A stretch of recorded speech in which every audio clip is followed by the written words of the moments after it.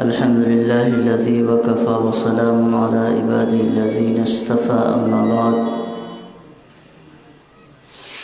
كل نفس ذائقة الموت. اللہ نے دنیا میں جس چیز میں جان ڈالی ہے ہر ایک کا وقت ہے، ہر ایک کو اس دنیا سے جانا ہے. رفیق محترم مولانا عظیم الدین قاسمی رحمۃ اللہ علیہ میرے جونیئر ساتھی تھے.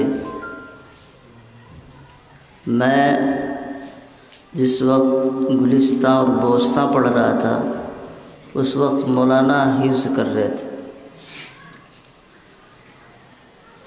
بھائی ابرار ابھی بتا رہے تھے اپنے ان حالات کا جو ابتدائی زمانہ تھا. پہتے پور میں بھی تقریباً 7-8 مہینہ پڑھا ہوں. فارسی کی بہت ساری کتابیں میرے ذمے تھیں، میں پڑھتا تھا. تو اس وقت مولانا عظیم الدین صاحب، حافظ شفیق صاحب اور مولانا حافظ احراز صاحب، یہ سلطانہ پور کی 4-5 بچوں کی ایک ٹیم تھی،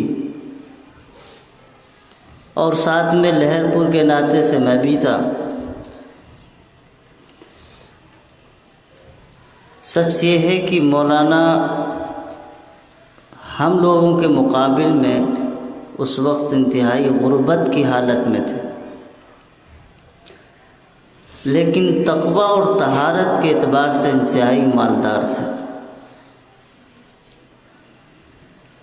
اللہ نے انہیں خوش اخلاقی بھی دی تھی، معاملہ فہمی بھی دی تھی، سنجیدہ اور متانت ان کی زندگی تھی، اور بہت ساری خوبیاں ہیں. میں سمجھتا ہوں کہ آج کے زمانے میں نوجوان علماء میں وہ خوبیاں ملنا مشکل ہے. جس بے سر و سامانی کے عالم میں مولانا 10 سال تک مسلسل جہانگیر آباد کے 2 مدرسوں میں خدمت کرتے رہے.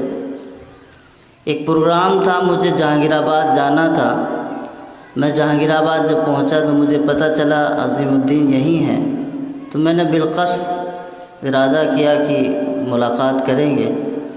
جب گیا میں تو جو حالات مدارس میں ہوتے ہیں بہت ساری چیزیں بتاتے رہے. کنز العلوم میں اس وقت موجود تھے.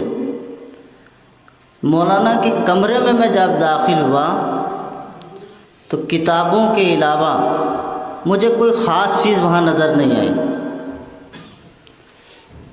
اور یہ سچ ہے کہ علمی اعتبار سے انہوں نے ایک فصل تیار کر دی ہے جو جہانگیر آباد علاقے سے لے کر کے مختلف جگہوں پر ان کے شاگرد 10 سال تک پڑھایا ہے. ایک لمبی فہرست ہے. اور 10 سال تک صرف یہ نحویر و میدان نہیں پڑھایا، عربی 4 تک پڑھایا. بڑی بات ہے. بہرحال یہ میرا وہ ان کا اپنا تعلق تھا، اور اس لہر پور کے علاقے میں اکثر و بیشتر وہ مجھے سے وابستگی رکھتے تھے، فون بھی کرتے تھے، کبھی کبھی گھر بھی آتے تھے. والد صاحب رحمۃ اللہ علیہ جو ان کے تھے وہ اسی نسبت سے مجھ سے بہت پیار و محبت کرتے تھے. لیکن یہ میری بد نصیبی ہے کہ جب ان کا انتقال ہوا تو مجھے اس کی اطلاع نہ ملی.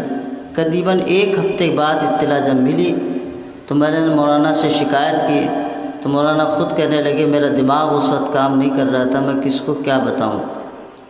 بہرحال مولانا کے والد صاحب بھی انتہائی نیک صالح انسان تھے. اللہ تعالیٰ ان دونوں حضرات کی قبر کو نور سے بھرے اور ان کے شاگردوں کو ان کے لیے نجات کا اور ان کے لیے مغفرت کا ذریعہ بنائے. مجھے جو پیغام ملا ہے وہ قاری اشرف صاحب استاد مدرسہ نور العلوم بہرائچ ان کی طرف سے ہے क्योंकि हम चचा भतीजे रिश्ते के एतबार से हैं क़ारी अशरफ साहब, लेकिन हम लोगों का तालीमी साल तकरीबन एक है, थोड़ा आगे पीछे करके है। तो इस निस्बत से मौलाना अज़ीमुद्दीन भी हमारे साथी थे और साथ में रहते थे।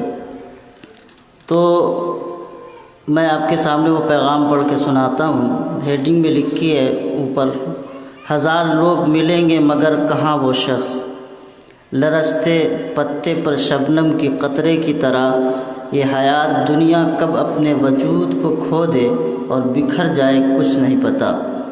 सांसों का ज़ेर व बम देखने में कितना मजबूत और ताकतवर, मगर दर हकीकत वो है इंतहाई कमज़ोर। जैसे रेत के बने हुए घर कितने ही बड़े और खुशनुमा क्यों न हो, बल्कि हल्की सी ठोकर उन्हें अपना वजूद बिखारने पर मजबूर कर देती है।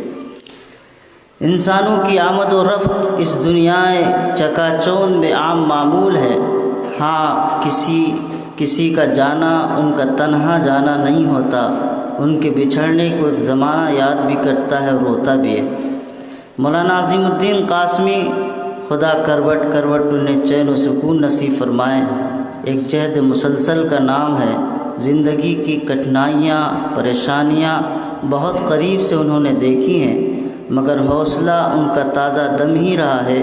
सलाहियत और सालहियत के एतबार से दुनिया ने उन्हें मकाम नहीं दिया, मगर हर्फ शिकायत उनकी ज़बान पर कभी भी और कहीं भी नहीं आया।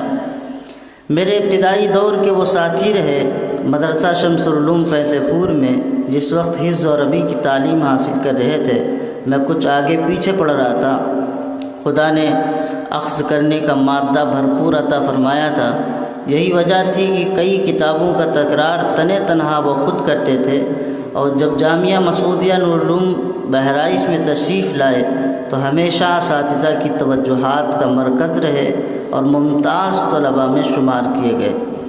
मुझे अभी भी यकीन नहीं आ रहा है कि हमारे दरमियान वो शख्स नहीं हैं। उनकी दिलफरेब मुस्कुराहट, उनकी मिलनसारी, उनकी तवाज़ु, उनका आली अखलाक, उनकी इल्मी गुफ्तगू सब जैसे सामने ही है।